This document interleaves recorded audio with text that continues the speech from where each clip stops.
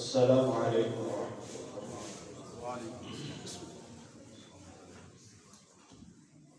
اللہ۔ الحمد للہ نحمده ونستعینه ونستغفره ونؤمن به ونتوکل علیہ ونعوذ باللہ من شرور انفسنا ومن سیئات اعمالنا من يهده الله فلا مضل له ومن يضلل فلا هادي له وأشهد أن لا إله إلا الله وأشهد أن محمدا عبده ورسوله اللهم صل على محمد وعلى آل محمد كما صليت على إبراهيم وعلى آل إبراهيم إنك حميد مجيد اللهم بارك على محمد وعلى آل محمد كما باركت على إبراهيم وعلى آل إبراهيم إنك حميد مجيد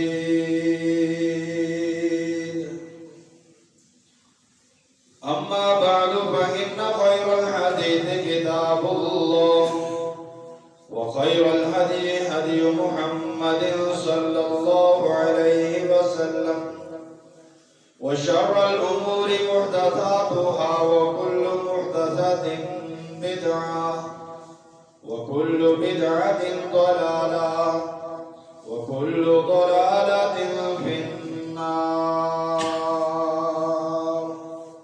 فأعوذ بالله من الشيطان الرجيم بسم الله الرحمن الرحيم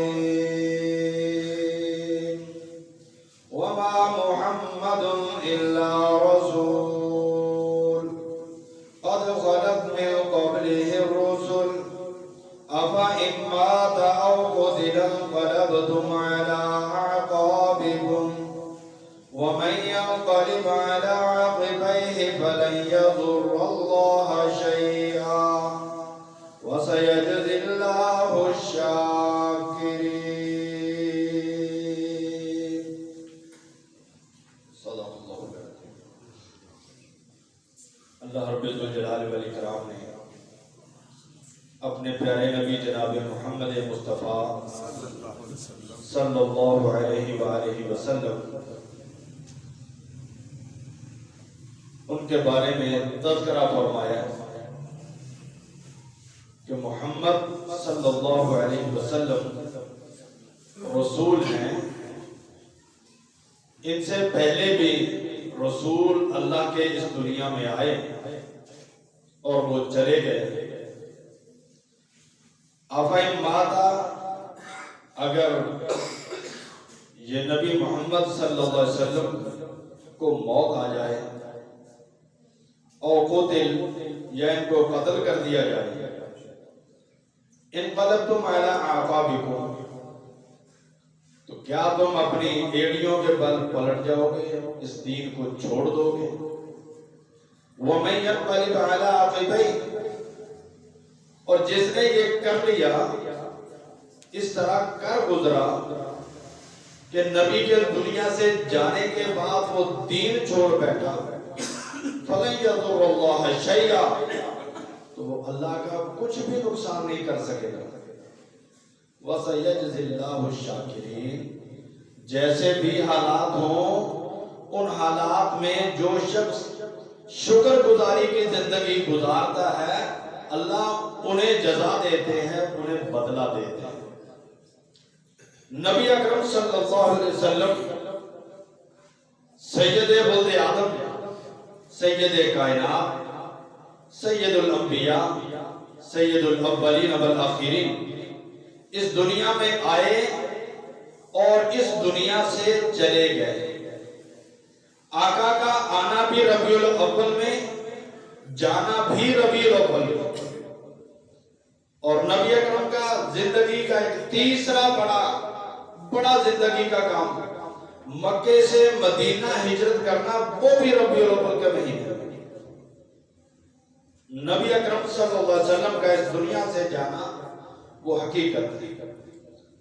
میں نے پچھلے جمعہ بھی عرض کیا تھا کہ نبی اکرم صلی اللہ علیہ وآلہ وسلم کی زندگی کے جہاں دیگر گوشے بڑی وسعت کے ساتھ بیان ہوتے ہیں، لیکن یہ واحد ایسا نبی اکرم کی زندگی کا گوشہ ہے جسے بیان بہت کم کیا جاتا ہے۔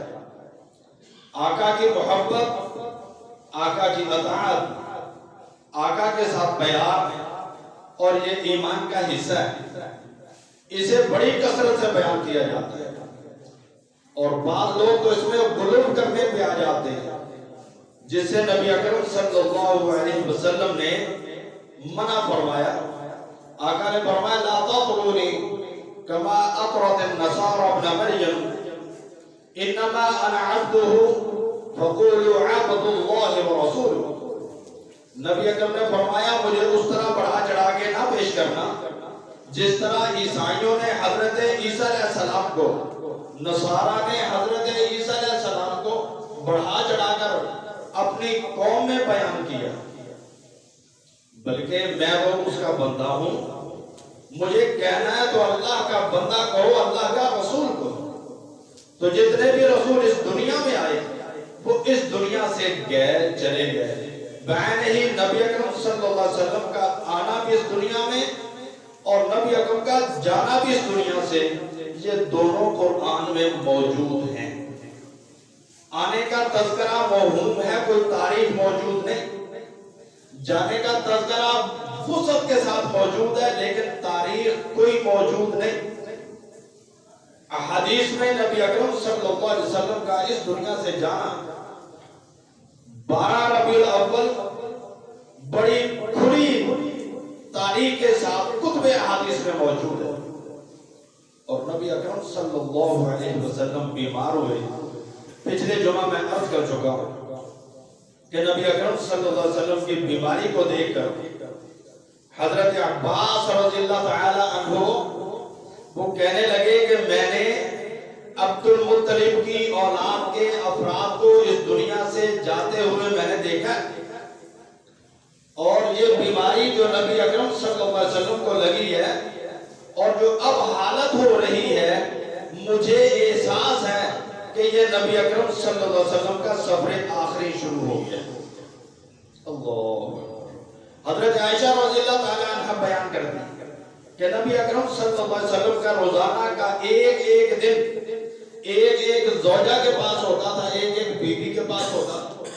نبی اکرم روزانہ پوچھ لیا کرتے کہ آج کس کے گھر جانا ہے، یہ اگلے دن کس کی باری ہے، اگلے دن کس زوجہ کے گھر جانا ہے۔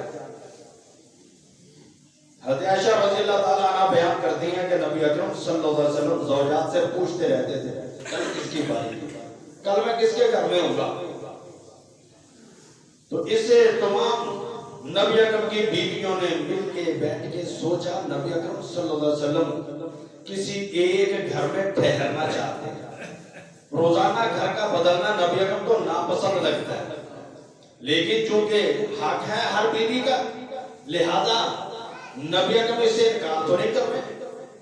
بیماری کی کیفیت یہ ہے کہ روزانہ ایک گھر سے دوسرے گھر لے کے جانا یہ نبی اکرم کو کچھ تکلیف دہ محسوس ہوتا ہے، تو لہذا تمام زوجات نے نبی اکرم صلی اللہ علیہ وسلم سے مل کر پوچھ لیا آقا آپ جہاں رہنا چاہتے ہیں ہم وہیں رہیں، جس گھر میں رہنا چاہتے ہیں ہمیں کوئی اعتراض نہیں ہے، کسی ایک بیوی کے پاس آپ ٹھہرنا چاہتے ہیں بیماری کے علاج کے لیے تو آپ ٹھہریں۔ تو نبی اکرم صلی اللہ علیہ وسلم نے فرمایا پھر ٹھیک ہے مجھے عائشہ کے گھر لے چلو۔ عائشہ کے گھر کی ایک فضیلت یہ تھی کہ وہ مسجد کے بالکل ساتھ تھا اور اس گھر سے مسجد کو کھڑکی دروازہ کھلتا تھا، مسجد کے حالات بھی نبی اکرم کو معلوم ہو جاتے قریب سے، تو لہذا نبی اکرم نے حضرت عائشہ رضی اللہ تعالی عنہ کا گھر جو ہے وہ پسند فرمایا۔ فضل بن عباس اور حضرت علی آپس میں چچیرے بھائی دونوں نے نبی اکرم صلی اللہ علیہ وسلم کو اپنے کندھوں پہ اٹھایا، سہارا دیا، حضرت عائشہ رضی اللہ تعالی عنہ کے گھر لے آئے اور نبی اکرم صلی اللہ علیہ وسلم کے بقیہ ایام زندگی کے وہ یہیں پر گزرے اور نبی اکرم صلی اللہ علیہ وآلہ وسلم گھر پر موجود ہیں۔ 4 دن پہلے کی بات کہ آقا نے فرمایا کہ لاؤ کاغذ لے آؤ، میں تمہیں کچھ چیزیں لکھوا دیتا ہوں، اس کے بعد لوگوں میں کچھ مسئلہ نہیں رہے گا، اختلافات میں نہیں پڑو گے، تمہارے مسائل کے حل کے لیے میں آسان راہ دے دیتا ہوں۔ حضرت عمر فاروق بھی اور دیگر صحابہ بھی موجود تھے۔ حضرت عمر فاروق رضی اللہ تعالی عنہ عرض کرنے لگے کہ اللہ کے نبی ہمارے پاس اللہ تعالیٰ کی کتاب موجود ہے، اور صحابہ کرام سے عرض کرنے لگے نبی اکرم کی بیماری کی کیفیت اتنی زیادہ ہے، لہذا اگر لکھنے کو موقوف کر دیا جائے کچھ وقت کے لیے تو ممکن ہے صحت ہو جائے۔ اب بعض کہنے لگے کہ لے کے آؤ، بعض کہنے لگے رہنے دو۔ نبی اکرم صلی اللہ علیہ وسلم کے لیے یہ بات ان کی آپس میں باتیں کرنا ایک دوسرے کے ساتھ، نبی اکرم کو ناگوار گزرا، نبی اکرم نے ہاتھ سے اشارہ کر دیا اٹھ جاؤ میرے پاس سے۔ بیماری کی حالت میں انسان سے برداشت بھی نہیں ہوتا بس اوقات، تو نبی اکرم سے یہ چیزیں، یہ باتیں برداشت نہ ہوئی کہ یہاں پہ بیٹھ کے جو شور بنے یا اونچی آواز آئے۔ تو نبی اکرم صلی اللہ علیہ وسلم نے اس کے بعد 3 باتوں کی وصیت کی۔ نبی اکرم نے فرمایا اخرجوا اليهود والنصارى من جزیرۃ العرب، یہودیوں اور عیسائیوں کو جزیرہ نما عرب کے اندر جگہ نہیں ملنی چاہیے، نکال باہر دو۔ ان کی سازشیں، ان کی شیطنت، ان کی جو مسلمانوں کو تکالیف دینا، ان سے بچاؤ کا طریقہ یہ ہے کہ ان کو جزیرہ عرب سے نکال دیا جائے۔ اللہ۔ اس کے بعد نبی اکرم صلی اللہ علیہ وسلم نے فرمایا کہ جتنے وفد آ رہے ہیں مسلمان ہونے کے لیے، ان کے ساتھ مہمانداری کے مکمل اصول اپنانے ہیں، پوری محنت کے ساتھ ان کی خدمت کرنی ہے، ان کے ساتھ نوازش کرنی ہے۔ تو نبی اکرم صلی اللہ علیہ وسلم نے جو تیسری بات کہی، صحابی کہتے مجھے وہ بھول گئی، پتہ نہیں شاید نبی اکرم نے یہ فرمایا تھا کہ اللہ کی کتاب کو مضبوطی سے پکڑے رکھنا ہے، یا انہوں نے یہ کہا تھا کہ میں نے اسامہ کا لشکر تیار کیا ہے، میری اگر صحت نے میرے اجازت نہ دی تو لہذا پھر تم نے لشکر اسامہ کو روانہ کرنا ہے، یا پھر یہ تھا کہ نبی اکرم کا کچھ اور فرمان تھا۔ ان میں سے کوئی ایک تیسری بات جو ہے نا وہ مجھے بھول گئی۔ نبی اکرم نے تو غلاموں کے بارے میں بھی کہا تھا، نماز کے بارے میں بھی وصیت کی تھی کہ نماز کی حفاظت کرنی ہے، اور جو تمہارے ہاتھوں میں جو غلام ہیں ان کے ساتھ تم نے بھلائی کرنی ہے، ان کا خیال رکھنا ہے۔ نبی اکرم صلی اللہ علیہ وآلہ وسلم نے اپنی زندگی کی جو آخری نماز پڑھائی ہے وہ زندگی کے آخری 3 دن سے پہلے چوتھے دن کی نماز ہے۔ نبی اکرم بیٹھ کر نماز پڑھا دیتے ہیں بیماری کی وجہ سے، لیکن نبی اکرم کی آخری 17 نمازیں وہ مسجد میں نہیں ہو سکی ہیں، مسجد کے بالکل ساتھ 2 کنال 2 مرلے کی مسجد ہے، اور مسجد کے بالکل ملحق دیوار سانچی ہے۔ بیماری کا غلبہ اتنا ہے کہ نبی اکرم صلی اللہ علیہ وسلم کو چلا نہیں جاتا، اور جو حضرت عائشہ کے گھر میں آئے، فضل بن عباس اور حضرت علی رضی اللہ تعالی عنہما دونوں کے کندھوں پر نبی اکرم کے ہاتھ اور پاؤں زمین پہ گھسٹتے آئے، زمین پہ لکیریں بن رہی تھی، یعنی نبی اکرم صلی اللہ علیہ وسلم کو بخار کی اتنی کیفیت سے کمزوری ہو چکی تھی اور بہت زیادہ کمزوری بڑھ چکی تھی۔ تو نبی اکرم صلی اللہ علیہ وآلہ وسلم کو بے ہوشی ہو رہی ہے جب بار بار، تو نبی اکرم صلی اللہ علیہ وسلم نے شدت بیماری کی وجہ سے، عشاء کی نماز کا وقت ہے، حضرت عائشہ رضی اللہ عنہا کہتی ہیں آقا نے فرمایا نماز ہو گئی، آقا صحابہ اکٹھے ہیں، آپ کے ماننے والے مسجد میں جمع ہو چکے ہیں، اذان ہو چکی ہے، لیکن ابھی تک جماعت نہیں ہوئی۔ نبی نے فرمایا لاؤ پانی اور ٹب میں پانی ڈالو، تشت میں پانی ڈالو۔ پانی ڈالا گیا، مشکیزیں کھولے گئے، پانی اکٹھا ہو گیا۔ نبی اکرم صلی اللہ علیہ وسلم نے غسل فرمایا۔ غسل فرمانے کے بعد نبی اکرم کو کچھ طبیعت میں سنبھالا محسوس ہوا، چلنے لگے، پھر بشی آ گئی، پھر بے ہوش ہو گئے۔ کچھ وقت کے بعد افاقہ ہوا، پھر پوچھا جماعت ہو گئی؟ آقا ابھی جماعت نہیں ہوئی، نمازی موجود ہیں۔ نبی نے فرمایا اچھا بخار زیادہ ہے تو پانی اکٹھا کرو۔ پانی پھر لایا گیا، تشت میں ٹب میں ڈالا گیا۔ نبی اکرم نے پھر غسل فرمایا، غسل فرما کے پھر باہر نکلے، پھر غشی آ گئی۔ اسی طرح پھر افاقہ ہوا، تیسری مرتبہ پھر غسل فرمایا۔ تیسرا غسل فرمانے کے بعد جب پھر نبی اکرم صلی اللہ علیہ وسلم کو پھر غشی آ گئی، بے ہوشی ہو گئی، تو نبی اکرم صلی اللہ علیہ وسلم نے اس کے بعد افاقے کے بعد کہا کہ نہیں، میرا جانا ممکن نہیں ہے۔ مرو ابا بکر فلیصلی بالناس، ابو بکر سے کہو کہ وہ لوگوں کو جماعت کروائیں۔ حضرت ابو بکر صدیق رضی اللہ تعالیٰ عنہ کے پاس پیغام پہنچا مسجد میں بیٹھے ہوئے کہ آقا نے آپ کا نام لیا، آپ جماعت کرو۔ حضرت عمر کہنے لگے، حضرت ابو بکر حضرت عمر سے کہنے لگے کہ عمر فاروق آپ جماعت کروا دیں۔ حضرت عمر کہنے لگے کہ نام آپ کا لیا ہے، جماعت بھی آپ ہی کروائیں، مقام آپ کو ملا ہے۔ ہم تمام صحابہ نبی اکرم کے بعد آپ کی عزت اور آپ کا احترام کرتے ہیں، یہ نبی اکرم نے آپ کی ڈیوٹی لگائی ہے، آپ ایک جماعت کروائیں۔ نبی اکرم صلی اللہ علیہ وسلم کی زندگی میں 17 نمازیں نبی اکرم صلی اللہ علیہ وسلم کی زندگی میں حضرت ابو بکر صدیق نے مصلی رسول پہ مسجد نبوی میں جماعت کروائی،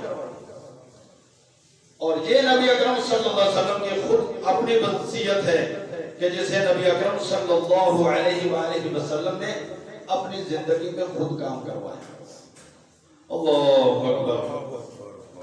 نبی اکرم صلی اللہ علیہ وآلہ وسلم پر جب یہ حالت ہوئی، حضرت ابو بکر صدیق کا نام آیا، تو نبی اکرم کی بی بی حضرت عائشہ نے کہہ دیا آقا میرے ابو ان ابا بکر رجل رقیق اذا قرأ غلبہ القرآن، آقا میرے ابو بڑے نرم دل ہیں، اس کیفیت میں آپ کی بیماری میں اگر وہ قرات کریں گے تو ان کو رونا آ جائے گا، اور رونا ان کی قرات پہ غالب ہو جائے گا، قرات نہیں ہو سکے گی، تلاوت نہیں ہو سکے گی۔ تو نبی اکرم نے پھر فرمایا مرو ابا بکر فلیصلی بالناس، کہ نہیں ابو بکر سے کہو کہ وہ جماعت کروائے۔ اس کے بعد حضرت عائشہ نے دیگر زوجات سے مل کے نبی اکرم سے پھر عرض کی کہ آقا آپ عمر سے کہہ دیں۔ نبی اکرم نے فرمایا انتن کا صواحب یوسف، تم میرے ساتھ ایسے کرنا چاہتی ہو جیسے یوسف علیہ السلام کے ساتھ ان عورتوں نے کیا تھا، ان کے فیصلے کو بدلانے کے لیے میرا فیصلہ بدلوانا چاہتی ہو؟ نہیں، جو میں نے کہا وہی ہوگا۔ یعنی نبی اکرم صلی اللہ علیہ وسلم نے اپنی زندگی میں اپنی خلافت، اپنا مصلح حضرت ابو بکر صدیق کو خود عطا فرمایا۔ اللہ اکبر۔ نبی اکرم صلی اللہ علیہ وآلہ وسلم کا فرمان ہے، آقا نے فرمایا لا یموتن احدکم الا وهو یحسن الظن باللہ عز وجل۔ موت کا وقت ہو نا تو اللہ کے بارے میں انسان کو اچھا گمان رکھنا چاہیے، اور جس کو اچھا گمان ہوتا ہے، نبی کا دوسرا فرمان موجود ہے کہ اللہ تعالیٰ کہتے ہیں کہ میں اپنے بندے کے ساتھ معاملہ اس کے حسن ظن کے مطابق کرتا ہوں۔ بندہ دعا کیے جا رہا، دعائیں کر رہا، جو وہ مانگتا وہ نہیں مل رہا، اور کہتا کیا ہے میری طرف سنتا ہی نہیں۔ بھائی نہیں، اللہ سنتا ہے، اپنا گمان ٹھیک رکھو۔ جیسی بھی حالت ہے، مرنے والے کا کہ یہ گمان ہے کہ اللہ میرے ساتھ اچھا سلوک کرے گا، میں اس کا بندہ ہوں، اللہ میرے ساتھ رحمت والا شفقت والا معاملہ فرمائے گا تو اللہ تعالیٰ اس کے گمان کے مطابق اس کے ساتھ اچھا معاملہ ہی فرمائے گا۔ تو نبی اکرم صلی اللہ علیہ وآلہ وسلم نے ایک موقع آیا کہ رسول اکرم صلی اللہ علیہ وآلہ وسلم نے مسجد میں دیکھا اور خود چل کے مسجد میں آنا چاہا۔ دروازہ کھولا، دروازہ کھول کے مسجد کو دیکھا اور دیکھ کے حضرت ابو بکر صدیق جماعت کروانے لگے، وہ پیچھے آ گئے کہ آقا آئیں گے۔ نبی اکرم صلی اللہ علیہ وسلم نے فرمایا نہیں، ابو بکر آگے ہو جاؤ، جماعت کرواؤ، اور نبی اکرم نے پردہ گرا دیا۔ نبی اکرم خود دیکھ رہے تھے کہ جو میں نے تربیت کی ہے اللہ کی عبادت والی، میرے ساتھی اس تربیت پر قائم ہیں، اسی ذوق و شوق کے ساتھ مسجد میں ہیں۔ تو نبی اکرم صلی اللہ علیہ وآلہ وسلم نے پردہ گرا دیا۔ ایک دوسرا موقع آیا کہ نبی اکرم صلی اللہ علیہ وسلم کو اتنی سی کیفیت بن گئی کہ آقا چل کے آ جائیں۔ نبی اکرم مسجد میں آئے ابو بکر صدیق کے ساتھ، نبی اکرم زمین پر بیٹھ گئے، ابو بکر کھڑے۔ نبی اکرم صلی اللہ علیہ وسلم آہستہ سے اللہ اکبر کہتے ہیں، ابو بکر پیچھے جتنے مقتدی ہیں ان سبھی کو بلند آواز سے تکبیر کہہ کے جماعت کروا رہے ہیں۔ اور ایک جماعت نبی اکرم نے اس طرح بھی کی، اپنی زندگی میں اپنا خلیفہ خود مقرر کیا، خود ساتھ نماز پڑھ کے نبی اکرم صلی اللہ علیہ وسلم نے ایک نماز اس طرح بھی نبی اکرم صلی اللہ علیہ وسلم کی ہے۔ اور آقا کائنات نے جب وہ وقت آیا نا کہ آقا نے دروازہ کھول کے کھڑکی کھول کے پردہ ہٹا کے دیکھا، صحابہ کرام کہتے ہیں ہمیں تو یوں محسوس ہوا جیسے آج ہمارے دل کھل گئے ہیں، 3 دن ہو گئے ہیں مسلسل نبی اکرم صلی اللہ علیہ وسلم سے ملاقات نہیں ہو رہی۔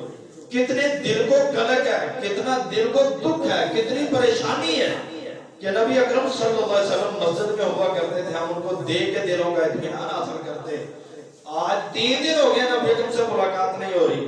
نبی اکرم صلی اللہ علیہ وسلم نے صبح کے وقت، ایک روایت میں ہے یا کوئی بھی نماز، نبی اکرم صلی اللہ علیہ وسلم نے پردہ ہٹا کے صحابہ کو دیکھا، آقا نے دیکھ کے بعد اپنی طبیعت کو سنبھالا نہ دے سکنے کے باعث پردہ پھر گرا دیا، اور دیکھ کے نبی اکرم صلی اللہ علیہ وسلم کے چہرے کو صحابہ کرام کے دل کھل گئے کہ آقا کی صحت ہو رہی ہے۔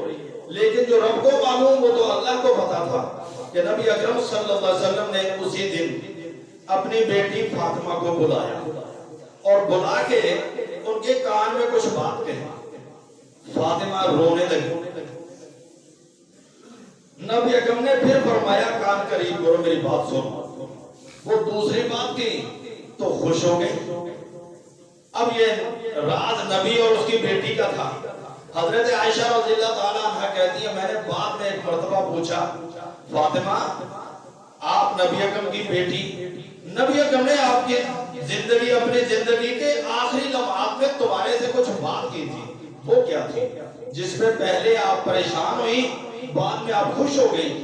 حضرت فاطمہ کہنے لگے نبی اکرم صلی اللہ علیہ وسلم نے مجھے کہا کہ میرا آخری وقت آ گیا ہے، مجھے یہاں سے جانا ہے۔ میں رونے لگی باپ کی محبت سے کہ آقا یہاں سے چلے جائیں گے۔ یہ وقت جس میں آتا ہے اس کو احساس ہوتا ہے، اور نبی اکرم صلی اللہ علیہ وسلم کی اس محبت کے اس آخری فراق پر میرا دل بسیج گیا، میں رونے لگی۔ نبی اکرم نے ڈھارس دیا اور کہا کہ فاطمہ اس دنیا سے جانے والوں میں سے جو سب سے پہلے میرے ساتھ ملاقات جنت میں کرے گا نا میری بیٹی تم ہوگی۔ یعنی میں خوش ہو گئی کہ آقا نے مجھے جنت کی بھی بشارت دی ہے، ملاقات کی بھی بشارت دی۔ اللہ اکبر۔ تو نبی اکرم صلی اللہ علیہ وآلہ وسلم کی اس تکلیف کو دیکھ کے حضرت فاطمہ کہنے کی با کر بابا ہائے میرے ابو کو کتنی تکلیف ہے۔ تو نبی اکرم صلی اللہ علیہ وسلم نے فرمایا لیس علی ابیک کرب بعد اليوم، فاطمہ آج کے بعد تمہارے ابے کو تمہارے باپ کو کوئی تکلیف نہیں ہوگی، آج آخری بات ہے۔ اللہ اکبر. نبی اکرم صلی اللہ علیہ وسلم نے اس کے بعد حضرت عائشہ سے کہا عائشہ ما ازال اجد علم الطعام الذي اكلت بخیبر.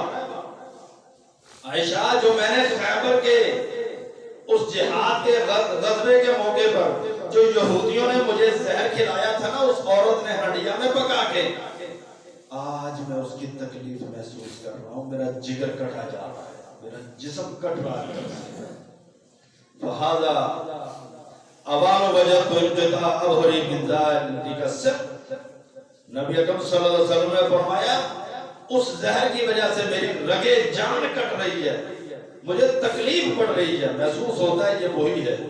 تو نبی اکرم صلی اللہ علیہ وسلم نے اس کے بعد پھر لعنت کی, لعن اللہ الیہود والنصارى. اللہ یہودیوں اور عیسائیوں پہ لعنت فرمائے. اتخذوا قبور انبیائہم مساجدا. انہوں نے اپنے نبیوں کی قبروں کو سجدہ گاہ بنا لیا. اور پھر نبی اکرم صلی اللہ علیہ وسلم کہنے لگے ان للموت سکرات لا الہ الا اللہ ان للموت سکرات. کہ اللہ کے سوا تو کوئی معبود نہیں ہے, لیکن موت کی سختیاں بہر طور اپنی ہیں اور وہ سختیاں ہر ایک کو جھیلنا ہے. اور نبی اکرم صلی اللہ علیہ وسلم نے پھر اس کے بعد پھر وصیت فرمائی اور صحابہ کرام کو وصیت کی. حضرت علی رضی اللہ تعالیٰ عنہ کہتے ہیں نبی اکرم نے فرمایا الصلاۃ الصلاۃ اتقوا اللہ فیما ملکت ایمانکم. نماز کا خیال کرنا, نماز کا خیال کرنا. جو تمہارے ملازم ہیں, تمہارے غلام ہیں, تمہارے زر خرید ہیں, انسان ہیں, وہ تمہارے ہاتھوں ہیں, تو لہذا ان کے ساتھ بھی شفقت والا معاملہ کرنا ہے. اللہ. حضرت عائشہ کہتی ہے نبی اکرم صلی اللہ علیہ وسلم کو اس کے بعد مسواک کی حاجت ہوئی اور آقا بہت زیادہ مسواک کرنے والے تھے, منہ کو صاف رکھا کرتے تھے. نبی اکرم نے فرمایا مجھے مسواک دی جائے. حضرت عائشہ رضی اللہ تعالیٰ عنہ کہتی ہیں میں نے اپنے بھائی سے کہا وہ مسواک لے کے آئے, میں نے وہ مسواک نرم کرنے کے لیے اپنے منہ میں ڈالی. پہلے تو نبی اکرم نے منہ میں ڈالنا چاہی, پھر عائشہ کو دے دی کہ اس کو نرم کرو. حضرت عائشہ کہتی میں نے اپنے منہ میں ڈال کے اپنے دانتوں سے اس کو نرم کیا, اس کے ریشے باریک کیے, لکڑی کے ریشے باریک جو دانتوں کو صاف کرنے کے قابل ہو جائیں, جس سے زخم نہ ہو منہ میں. کیا میں نے اتنا اس کو باریک کر دیا اور اس کے بعد میں نے نبی اکرم صلی اللہ علیہ وسلم کو وہ مسواک دے دی. تو اللہ رب کائنات نے فجمع اللہ بین ریقی و ریقہ فی آخر یوم من الدنیا و اول من یوم الاخرہ. کہ اللہ رب کائنات نے میرا لعاب اور نبی اکرم کے لعاب کو اللہ تعالیٰ نے آخری دن دنیا کا, اگلی جہان کا پہلا دن اللہ رب کائنات نے میرا اور میرے نبی میرے پیارے خامد جناب محمد مصطفیٰ صلی اللہ علیہ وسلم کے لعاب کو اللہ نے اکٹھا کر دیا. آقا زبان سے کہہ رہے ہیں اور وہ کیا کہہ رہے ہیں؟ حضرت عائشہ رضی اللہ تعالیٰ عنہ کہتی ہیں میں نے نبی اکرم سے سنا تھا کہ آقا کہہ رہے تھے کہ انہ لا یموت نبی حتی یخیر بین الدنیا والآخرہ. جو بھی نبی فوت ہوتا ہے اللہ رب کائنات اسے اختیار دیتے ہیں آخر وقت میں, دنیا میں رہنا چاہتے ہو کہ جانا چاہتے ہو. کوئی بھی نبی دنیا کو پسند نہیں کرتا, اللہ کے فیصلے کو قبول کرتا ہے. تو کہتے ہیں میں نے بھی نبی اکرم صلی اللہ علیہ وسلم کی زبان سے لفظ کر رہے ہیں تو میں سن رہی ہوں, آقا قرآن کی آیت پڑھ رہے ہیں مع الذین انعم اللہ علیہم, ان لوگوں کا ساتھ کہ جن پہ اللہ تو نے انعام کیا ہے, من النبیین والصدیقین والشہداء والصالحین وحسن اولئک رفیقا. وہ نبیوں, وہ شہداء, وہ صدیقین, وہ صالحین, اے اللہ ان کا ساتھ بہت بہتر ہے. اور اس کے بعد یہ نبی اکرم صلی اللہ علیہ وسلم نے فرمایا اللہم اغفر لی وارحمنی والحقنی بالرفیق. اے اللہ ان ساتھیوں کے ساتھ ملا دے, الہی مجھ پہ رحم فرما, اے اللہ مجھے معاف کر دے. حضرت عائشہ رضی اللہ تعالیٰ عنہ کہتی ہیں کہ نبی اکرم صلی اللہ علیہ وآلہ وسلم کی روح نکلی, اس دنیا سے آقا گئے تو اس وقت آقا کی پشت میرے سینے پہ تھی اور میں نے ان کو سہارا دیا ہوا تھا، بٹھایا ہوا تھا۔ جب کوئی نہ بیٹھ سکتا ہو مریض تو جس طرح اس کو بٹھایا جاتا پیچھے بیٹھ کے صحت مند آدمی، کہتے ہیں میں نے نبی اکرم صلی اللہ علیہ وسلم کو اس طرح سنبھالا ہوا تھا۔ تو نبی اکرم صلی اللہ علیہ وآلہ وسلم کی وہ آخری لمحات میرے ساتھ گزرے اور آقا کو میں نے سنبھالا ہوا ہے کہ اچانک میں نے دیکھا کہ نبی اکرم صلی اللہ علیہ وسلم کی جو ہے وہ چہرہ نیچے کو ہوا اور میرے جو ہے وہ ران پہ نبی اکرم نے سر رکھا۔ میں نے دیکھا تو نبی اکرم صلی اللہ علیہ وسلم کی آنکھیں بلند ہوئی اور نبی اکرم صلی اللہ علیہ وسلم کی روح اس دنیا سے روانہ ہو گئی۔ اور نبی اکرم صلی اللہ علیہ وسلم کے اس وقت کے بعد حضرت فاطمہ وہ کہتی یا ابتا اجاب رب دعا، اے میرے ابا جان رب نے بلایا، آپ نے ان کی دعوت کو قبول کر لیا۔ یا بتاؤ من جنت الفردوس مأواہ، اے میرے ابا جان کے جن کا جنت الفردوس ٹھکانہ ہے۔ یا بتاؤ الی جبریل نعا، اے میرے ابا جان آج کے بعد پھر ہم ہی جبریل کو کہہ دیں گے کہ نبی دنیا میں نہیں رہے، اب تم نے نہیں آنا۔ اللہ حضرت ابوبکر صدیق رضی اللہ تعالی عنہ ان کو پتہ چلتا ہے اور حضرت ابوبکر صدیق رات تک نبی اکرم کے پاس تھے، صبح اجازت لے کے گئے تھے اپنے گھر اور ان کا گھر قریب ہی تھا۔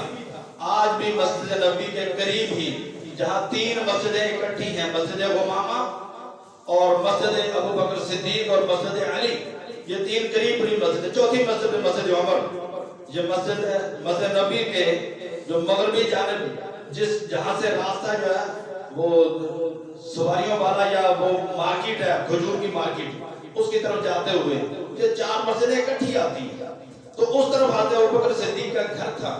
حضرت ابوبکر صدیق کو پتہ چلتا ہے، وہ بھاگ نبی اکرم کے گھر کی طرف آتے ہیں اور آ کے نبی اکرم کے گھر پہنچ کے نبی اکرم پہ یمنی چادر ڈالی ہوئی ہے اور وہ چادر اٹھاتے ہیں، اٹھا کر دیکھتے ہیں اور کہتے ہیں کہ اللہ رب کائنات کی قسم کہ جس نے انسان کو بنایا، نبی آپ کو اللہ نے اپنا نبی بنایا اور آج کے بعد آپ پر دو موتیں نہیں ہیں، ایک ہی موت تھی وہ آگئی، ایک ہی وقت ہے اس دنیا سے جانے کا، وہ آ چکا، اب اس کے بعد دوبارہ کوئی ایسا موقع نہیں آنے کا۔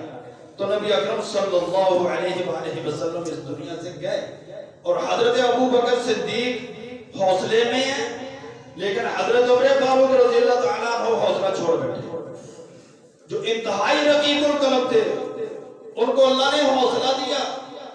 حضرت عمر فاروق وہ مسجد میں آتے ہیں، جب صحابہ کرام نے کہا کہ نبی اکرم اس دنیا سے چلے گئے تو وہ پریشان ہو گئے، تلوار نکالی، کیا کہتے ہو میرے نبی چلے گئے، میرے نبی فوت ہو گئے؟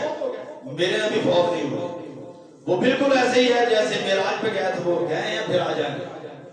حضرت ابوبکر صدیق ان کی باتوں کو سن رہے ہیں اور حضرت ابوبکر صدیق رضی اللہ تعالی عنہ مسجد میں آتے ہیں اور آ کے خطبہ پڑھتے ہیں اور کہتے ہیں من کان یعبد محمدا فإن محمدا قد مات، جو نبی محمد مصطفیٰ صلی اللہ علیہ وسلم کی عبادت کرتا تھا تو پھر نبی تو اس دنیا سے چلے گئے۔ ومن کان منکم یعبد اللہ فإن اللہ حی لا یموت، اور جو اللہ کی عبادت کرتا تھا نا اس کے لیے اللہ ابھی تک زندہ موجود ہے، انہیں موت نہیں آتی۔ تو پھر اس کے بعد حضرت ابوبکر صدیق نے یہ قرآن کی آیت پڑھی وما محمد الا رسول قد خلت من قبلہ الرسل، یہ سورہ آل عمران کی آیت نمبر 144 ہے۔ یہ حضرت ابوبکر صدیق نے پوری آیت پڑھی۔ صحابہ کہتے ہیں ہمیں تب احساس ہوا کہ یہ تو اللہ کے قرآن کی آیت پہلے سے نازل شدہ ہے اور ہمیں احساس ہی نہیں ہے کہ نبی اکرم صلی اللہ علیہ وسلم کا آخری وقت آنے کا تذکرہ قرآن میں اللہ تعالیٰ نے اتنی وضاحت کے ساتھ بیان کیا ہوا۔ اور حضرت عمر فاروق کہتے ہیں مجھے تو یوں محسوس ہوا جیسے وہ قرآن کی آیت اب نازل ہو رہی ہے، یاد آ گئی نا، تو یاد آنے پہ احساس ہوا کہ یہ تو اللہ کا حکم پہلے سے موجود ہے۔ تو لہٰذا اس دنیا میں آنا ہر ایک کا، انسانوں کا اس دنیا میں آنا جیسے حقیقت ہے، اسی طرح ان تمام انسانوں کا جانا بشمول انبیاء کے وہ بھی حقیقت ہے۔ اگر نبی اکرم صلی اللہ علیہ وسلم اس دنیا سے چلے گئے ہیں تو دیگر انبیاء کی طرح نبی اکرم صلی اللہ علیہ وسلم کا جانا بھی حقیقت تو لہذا کم از کم ایسا تو نہیں ہونا چاہیے کہ جس دن نواسہ رسول اس دنیا سے گئے ہوں اس دن کو ماتم کا دن قرار دیا جائے، اور جس دن نبی اکرم صلی اللہ علیہ وسلم اس دنیا سے جائیں اس دن کو تم خوشی کا دن بنا لو. یہ محبت تو نہیں لگتی، یہ تو کچھ اور اظہار لگتا ہے، اور یہ کوئی محبت کا یہ کوئی تقاضا نہیں ہے کہ نبی اکرم صلی اللہ علیہ وسلم کے گھر میں، مسجد نبی میں، مدینہ رسول میں آہو پکار تمام صحابہ رو رہے ہیں. حضرت بلال نے اذان دینا چھوڑ دی ہے. لکھنے والے تو یہ لکھتے ہیں کہ اونٹنی جو ہے وہ اپنا گھر چھوڑ کے وہ بھاگ گئی اور وہ نبی اکرم صلی اللہ علیہ وسلم کو مدینے کی گلیوں میں تلاش کر رہی ہے. لکھنے والوں نے تو یہ بھی لکھا ہے کہ نبی اکرم صلی اللہ علیہ وسلم کے صحابہ کرام انتہائی پریشان تھے، اور یہاں تک کہ حضرت فاطمہ نے کہا تھا کہ صبت علیہ مصائب لو انہا صبت علی الایام سرم لیالیا، کہ یہ میرے پہ اتنے آج دکھ اور اتنی پریشانیاں، اتنا غم مجھ پہ ٹوٹا ہے کہ اگر یہ دنوں پہ ڈال دیا جائے دل سے ہو جائے اور اس دن ہم خوشی منائیں، یہ ممکن نہیں ہے. یہ محبت کا تقاضا نہیں ہے. محبت کا تقاضا یہ ہے کہ جو نبی اکرم صلی اللہ علیہ وسلم نے وصیت فرمائی تھی، الصلاۃ الصلاۃ، نماز، اور نماز کو قائم کرنا ہے. اور اس کے ساتھ جو تمہارے ملازم ہیں، تمہارے نوکر ہیں، تمہارے غلام ہیں، تمہارے معاشرے کے غریب اور پسے ہوئے لوگ ہیں، ان کے ساتھ تم نے بھلا کرنا ہے، ان کا بھلا کرنا ہے. اللہ رب کائنات ہمیں نبی اکرم کی اس وصیت کے مطابق عمل کرنے کی توفیق عطا فرمائے. سبحان ربک رب العزت عما یصفون وسلام علی المرسلین والحمد للہ رب العالمین.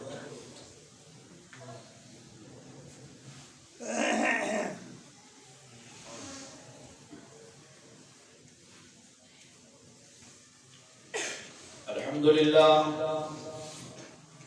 لله نحمده ونستعينه ونستغفره ونؤمن به ونتوكل عليه ونعوذ بالله من شرور أنفسنا ومن سيئات أعمالنا. من يهده الله فلا مضل له ومن يضلل فلا هادي له. وأشهد أن لا إله إلا الله وأشهد أن محمدا عبده ورسوله.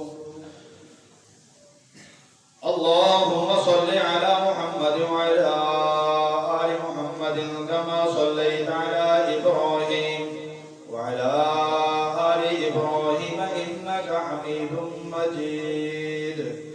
اللهم بارك على محمد وعلى آل محمد كما باركت على إبراهيم وعلى آل إبراهيم إنك حميد مجيد. وما محمد إلا رسول قد خلت من قبله الرسل أفإن مات أو قتل انقلبتم على أعقابكم ومن ينقلب على عقبيه فلن يضر الله شيئا وسيجزي الله الشاكرين. عباد الله رحمكم الله، إن الله يأمر بالعدل والإحسان وإيتاء ذي القربى وينهى عن الفحشاء والمنكر والبغي يعظكم لعلكم تذكرون. اذكروا الله يذكركم وادعوه يستجب لكم ولذكر الله تعالى